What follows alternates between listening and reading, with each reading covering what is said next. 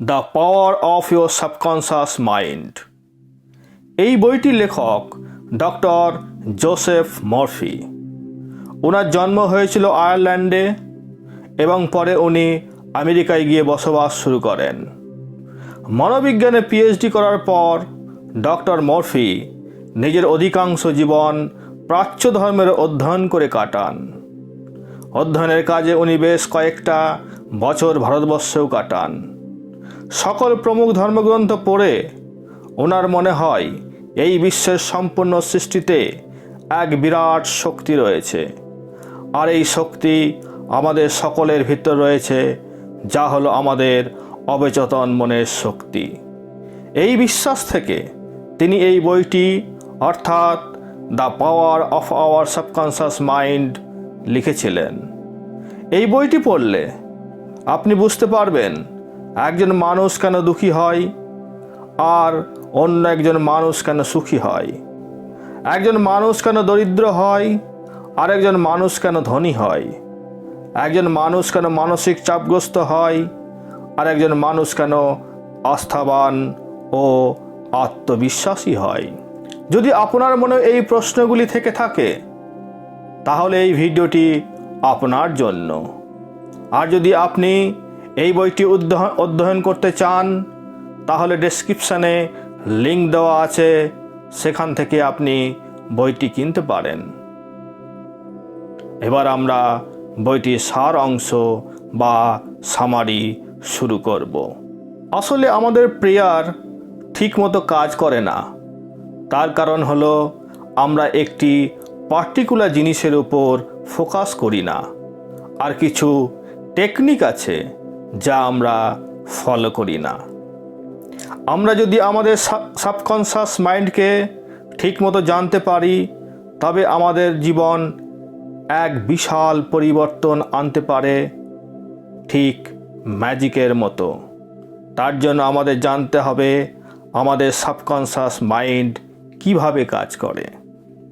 আপনারা জানেন একটি লোহাকে চুম্বকে পরিণত করলে তার শক্তি 10 গুণ বেড়ে যায় এবং সে ভীষণ ভারী ভারী লোহাকে তুলতে পারে, যেটা লোহা করতে পারে না। ঠিক আমরা সবাই একটা লোহা, আমাদেরকে ম্যাগনেটে রূপান্তরিত করতে হবে। তার জন্য আমাদেরকে আমাদের সাবকনশাস মাইন্ডকে জানতে হবে। সাবকনশাস মাইন্ড হলো সেটা আমাদের হার্টবিট, শ্বাস প্রশ্বাস ইত্যাদিকে কন্ট্রোল করে। অর্থাৎ আমরা আমাদের সাবকনশাস মাইন্ড আমাদের বডিকে বাঁচিয়ে রেখেছে। সুতরাং আমরা যেরকম নিজেকে ভাবি আমরা ঠিক সেই রকম হয়ে যাই। সেই কারণে সর্বপ্রথমে আমাদেরকে আমাদের গোল ডিসাইড করতে হবে, এবং সেটা যে কোনো কিছু হতে পারে। আপনারা শুনে থাকবেন যে অনেকে বলে নিজের মনকে শুনো। এর জন্য প্রথমে আমাদের ব্রেনকে জানতে হবে। আমাদের ব্রেন দুটি ভাগে বিভক্ত, এক conscious mind, 2 subconscious mind. Conscious mind আমাদের কন্ট্রোলে থাকে আর সাবকনশাস মাইন্ড আমাদের কন্ট্রোলে থাকে না। আর এই কনশাস মাইন্ডের কাছে শুধুমাত্র 10% পাওয়ার থাকে আর সাবকনশাস মাইন্ডে 90% পাওয়ার থাকে। আমরা বেশিরভাগ মানুষ এই কনশাস মাইন্ডকে সারা জীবন কাজে লাগাই, অর্থাৎ আমাদের ব্রেনের 10% অংশই শুধু কাজে লাগাই। তাই বেশিরভাগ মানুষ জীবনে সাকসেস পায় না, অর্থাৎ গরিব থেকে যায়। আর যারা ধনী হন বা পড়াশোনায় টপ করেন তারা কনশাস ও সাবকনশাস 2 মাইন্ডকেই কাজে লাগায়, অর্থাৎ 100% ব্রেনকেই কাজে লাগানোর চেষ্টা করেন। এবার আমাদের জানতে হবে এই 2 মাইন্ডের কাজ করে কি করে। কনশাস মাইন্ড আমাদের পঞ্চ ইন্দ্র দ্বারা ইনফরমেশন নেয় এবং শুধুমাত্র তারই ওপর কাজ করে, অর্থাৎ ডিসিশন নেয়। কিন্তু সাবকনশাস মাইন্ড ডিসিশন নেয় না। সাবকনশাস মাইন্ড বিশ্বাস, এক্সপিরিয়েন্স, হ্যাবিটকে ফলো করে। সাবকনশাস মাইন্ড ভীষণ সফট হয়। আমরা একটি উদাহরণ দ্বারা ব্যাপারটা বুঝে নিই। যদি সাবকনশাস মাইন্ড একটা জাহাজ হয়, তাহলে কনশাস মাইন্ড ওই জাহাজের ক্যাপ্টেন। অর্থাৎ এখানে কনশাস মাইন্ড ক্যাপ্টেনকে অর্ডার দেয় কোথায় যেতে হবে। দ্বিতীয় উদাহরণে আমরা জানব সাবকনশাস মাইন্ড কীভাবে কাজ করে। একজন ভালো সিঙ্গার অনেকবার রিয়েলিটি শোতে যোগদান করেন এবং তিনি বারবার হেরে যান। এতে ওই সিঙ্গারের এক স্টেজ ফিয়ার এসে যায় এবং সে ভাবতে থাকে যে সে ভবিষ্যতেও হেরে যাবে। কিন্তু স্টেজ পারফরম্যান্সের পূর্বে সে পজিটিভ অ্যাফার্মেশনের সাহায্য নেয় এবং সে ভাবতে থাকে একটি রিয়েলিটি শোতে সে খুব ভালো গান করছে এবং বেস্ট পারফরমেন্স দিচ্ছে। সে বারবার ভাবতে থাকে।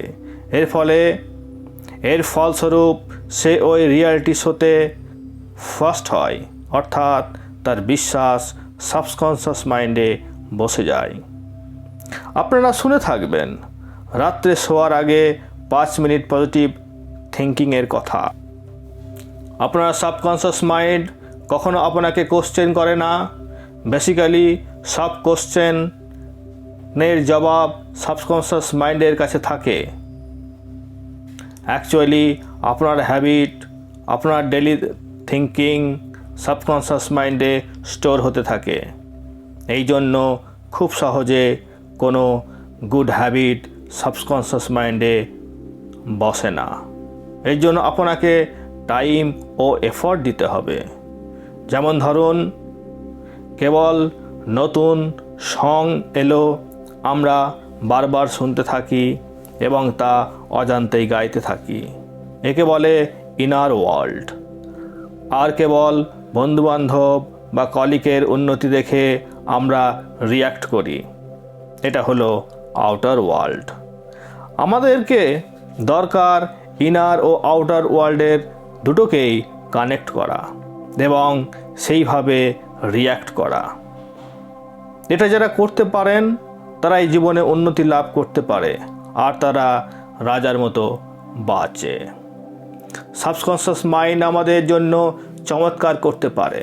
সাবকনশাস মাইন্ড সকাল থেকে রাত পর্যন্ত কাজ করতে থাকে, অর্থাৎ আমরা যখন ঘুমাই তখনও কাজ করে, অর্থাৎ 24 ঘন্টা 7 দিন কাজ করতে থাকে। এই সাবকনশাস মাইন্ড আপনার সকল দুঃখ ও ব্যথা দূর করতে পারে। এখানে একটি রিয়েল লাইফ স্টোরি আপনাদের শোনাই। এক ধনী ব্যক্তির প্লেন ক্র্যাশ হয়েছিল এবং তার সব হাড় ভেঙে গিয়েছিল। ওয়ার্ল্ডের বড় বড় ডাক্তাররা বলেন ওই ব্যক্তি আর বেশি দিন বাঁচবে না। কিন্তু ওই ব্যক্তি মন ভেবে নেয় যে কামিং ক্রিসমাসে ও ঠিক হয়ে যাবে এবং এই চিন্তা করতে থাকে। তিনি মন ইমাজিন করতে থাকে যে সে নিজের পায়ে হেঁটে হসপিটাল থেকে নিজের বাড়ি যাচ্ছে। তিনি এই পজিটিভ থট লাগাতার 8 মাস পর্যন্ত নিজের মনের মধ্যে গেঁথে রাখেন। অর্থাৎ ওই ব্যক্তি পজিটিভ থট এবং ভিশন ক্লিয়ার ছিল এবং অবিশ্বাস্যভাবে সে ক্রিসমাসের দিন নিজের পায়ে হেঁটে বাড়ি পৌঁছন। হলো সাবকনশাস মাইন্ডের পাওয়ার।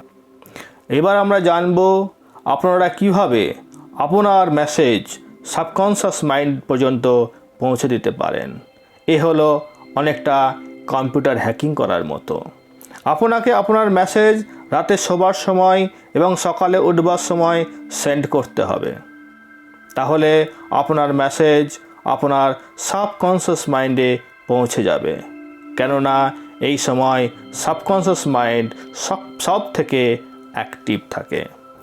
প্রথমে আপনার মেসেজ একটি কাগজে লিখে নিন, তারপর সেটাকে আপনার ফোনে রেকর্ড করুন এবং রিপিট মোডে ঢেলে দিন। এবার শোবার পূর্বে 10 বার ডিপ ব্রিথিং করুন। এতে আপনার মাইন্ড পুরোপুরি শান্ত হয়ে যাবে ও ধীরে ধীরে ঘুম চলে আসবে। যখনই ঘুম চলে আসবে তখন আপনি আপনার রেকর্ডের মেসেজ ইয়ারফোনের মাধ্যমে শুনতে থাকুন এবং পুরোপুরি রিল্যাক্স ফিল করুন এবং আপনার মেসেজকে ডিপলি ভিজুয়ালাইজ করুন। আপনি ততক্ষণ পর্যন্ত করতে থাকুন যতক্ষণ পর্যন্ত আপনার ঘুম না চলে আসছে। নেক্সট ডে আপনি যখন ঘুম থেকে উঠবেন তখন দেখবেন যে আপনার মেসেজ আপনার ব্রেনে বারবার ঘুরতে থাকবে। এখন কোশ্চেন হলো, ভিজুয়ালাইজেশন আমরা কেন করব?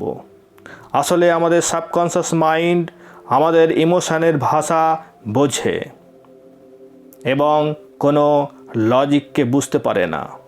সে কোনো কোশ্চেন করে না। কোশ্চেন করার কাজে কনশাস মাইন্ড করে। সেই জন্য সাবকনশাস মাইন্ড বুঝতে পারে না কোনটা ঠিক আর কোনটা বেঠিক। বেসিক্যালি সাবকনশাস মাইন্ড একটা বাচ্চার মতো। আপনি যা বলবেন সে তাই শুনবে। বেসিক্যালি আপনাকে 3টে স্টেপ ফলো করতে হবে: আস্ক, বিলিভ অ্যান্ড রিসিভ। অর্থাৎ চাও, বিশ্বাস করো এবং তা ভবিষ্যতে পেয়ে গেছো এটা ভাবুন। এই কাজ একদিনে হবে না। যতক্ষণ না আপনি আপনার মেসেজ সাবকনশাস মাইন্ডে পৌঁছে দিতে না পারছেন ততক্ষণ আপনার কাজ পুরোপুরি হবে না। এই জন্য আপনাকে বারবার কনশাস মাইন্ডের দ্বারা আপনার মেসেজ সাবকনশাস মাইন্ডে পাঠাতে হবে এবং একদিন দেখবেন আপনার থট সাবকনশাস মাইন্ডে পৌঁছে গেছে এবং আপনি ঠিক সেই মতো রিঅ্যাক্ট করতে থাকবেন ও আপনার লক্ষ্যে পৌঁছে যাবেন। এখানে বলে রাখি, শুধু চিন্তা করলেই হবে না, আপনার থটের উপর কাজও করতে হবে। অর্থাৎ আপনি যেমন অ্যাক্ট করবেন ঠিক তেমনই বানবেন। আপনার পজিটিভ চিন্তা আপনাকে উন্নতির দিকে নিয়ে যাবে ও নেগেটিভ চিন্তা আপনাকে অবনতির দিকে নিয়ে যাবে। আমরা বেসিক্যালি 10% জীবন অতিবাহিত করি আর 90% জীবনের ব্যাপারে কিছুই জানি না। মাঝে মাঝে আমরা নিজের মনেই কথা বলতে থাকি ও নতুন নতুন আইডিয়া মাইন্ডে আসতে থাকে, কিন্তু আমরা তা লাইফে অ্যাপ্লাই করি না বা ভুলে যাই। অর্থাৎ আমরা শুধুমাত্র আউটার ওয়ার্ল্ডে বেঁচে থাকি। এখানে বলে রাখি, আমাদের ইনার ফিলিংকে বুঝতে হবে, জানতে হবে ও প্র্যাকটিক্যালি অ্যাপ্লাই করতে হবে। একটি উদাহরণের সাহায্যে আপনাকে ব্যাপারটা বলি। ধরে নিন আপনি একটি ট্যাক্সিতে বসে আছেন আর বারবার ট্যাক্সি ড্রাইভারকে ডাইরেকশন চেঞ্জ করতে আদেশ দিচ্ছেন। তাহলে কি আপনি আপনার গন্তব্যস্থলে পৌঁছতে পারবেন? না, পারবেন না। এবং আপনার ড্রাইভার কনফিউজড হয়ে যাবে। অর্থাৎ প্রথমে আপনি আপনার গোল ঠিক করুন, তারপর তাকে ভিজুয়ালাইজ করুন। দেখবেন আপনার গোলে পৌঁছানোর সব রাস্তা ধীরে ধীরে খুলে যাচ্ছে। এখানে বলে রাখি, আপনি যা ভিজুয়ালাইজ করতে চাইছেন তা ডেলি করতে থাকুন এবং সময় মতো অ্যাকশান নিতে থাকুন। আপনি একবার করে দেখুন, আপনার গোল বাস্তবায়িত হবেই হবে। বাইবেল বলে যে একজন মানুষ কনশাস ও সাবকনশাস মাইন্ড দুটি নিয়েই জন্মগ্রহণ করে। শুধুমাত্র দুটো মাইন্ডের ব্যবহার জানতে হবে, তবেই মিরাক্কেল হবে। এখানে অথর সাকসেস হওয়ার জন্য 3টি স্টেপের কথা বলেছেন।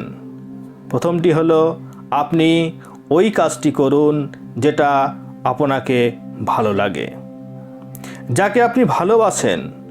যদি আপনি পুরো মন দিয়ে কোনো একটা কাজ করতে না পারেন তাহলে আপনার সাকসেসফুল হওয়ার সম্ভাবনা অনেকটাই কমে যায়। আপনি দেখে থাকবেন ধনী ব্যক্তিরা তাদের কাজ খুব ভালোবাসেন এবং তা করতে থাকেন। যদি ওই কাজের জন্য শুরুতে কোনো পয়সাও না পান তবুও তারা করতে থাকেন। দ্বিতীয়টি হলো, আপনাকে কোনো একটি ফিল্ডে মাস্টারই হতে হবে। যতক্ষণ পর্যন্ত কোনো একটি ফিল্ডে মাস্টার না হতে পারেন ততক্ষণ আপনি বিশেষ কিছু হাসিল করতে পারবেন না। তৃতীয়টি হলো, এই স্টেপ সব থেকে ইম্পর্ট্যান্ট। কাজ করার সময় শুধুমাত্র নিজের সাকসেসকে দেখবেন না, অন্যের সাকসেসকেও প্রায়োরিটি দেবেন, তবেই আপনি সাকসেসফুল হবেন।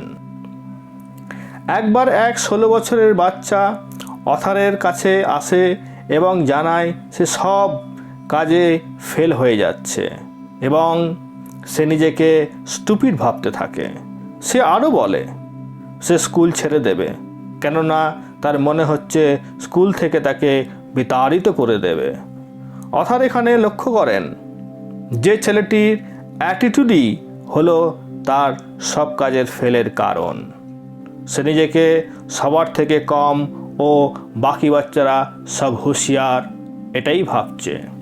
অথার তাকে তখন সাবকনশাস মাইন্ডের পাওয়ার সম্বন্ধে ডিটেলসে জানান এবং অ্যাফার্মেশন করতে বলেন। অ্যাফার্মেশনটি ছিল, আমার সাবকনশাস মাইন্ডে প্রচুর শক্তি আছে। আমার সাবকনশাস মাইন্ড একটি স্টোর হাউস। আমি যা পড়ি ও যা শুনি তা ওই সাবকনশাস মাইন্ডে স্টোর হয়। আমার মেমোরি পারফেক্ট। আমি যখন মনে করব ওই স্টোর হাউস থেকে আমার মেমোরি ইউজ করতে পারবো। আমার সাবকনশাস মাইন্ড আমার এক্সামের জন্য আমাকে তৈরি করছে। আমার টিচার, ফ্রেন্ডস সবাই আমাকে খুব পছন্দ করে। এই অ্যাফার্মেশনটি ওই বাচ্চাটি রাত্রে শোবার আগে ও ঘুম থেকে উঠে বারবার বলতে থাকে। এর কিছুদিন পরে অথারের কাছে একটি মেল আসে। তাতে লেখা ছিল, থ্যাংক ইউ ডক্টর মরফি। এখন আমি আমার ক্লাসে টপ করি। টিচাররা এবং আমার ফ্রেন্ডরা আমাকে খুবই ভালোবাসে। অন্য ছাত্রদের সঙ্গে আমার সম্পর্ক খুব ভালো। এবার আমরা সামারাইজ করব। সাবকনশাস মাইন্ড আপনাকে হেলথ, ওয়েলথ, শিক্ষা সব কিছু দিতে পারে। শুধুমাত্র কনশাস ও সাবকনশাস মাইন্ডের মধ্যে যোগাযোগ স্থাপন করতে হবে। আপনার থিঙ্কিং পজিটিভ হতে হবে। আপনাকে নিজের ওপর বিশ্বাস রাখতে হবে। আপনি একবার এটাকে ট্রাই করে দেখতে পারেন। আর এই বইটি যদি আপনি পড়তে চান তাহলে ডেসক্রিপশানে এর লিঙ্ক দেওয়া রইল, আপনি এটা পারচেসও করতে পারেন। ধন্যবাদ। ভালো লাগলে চ্যানেলটিকে সাবস্ক্রাইব করবেন এবং বেল আইকনটি প্রেস করবেন।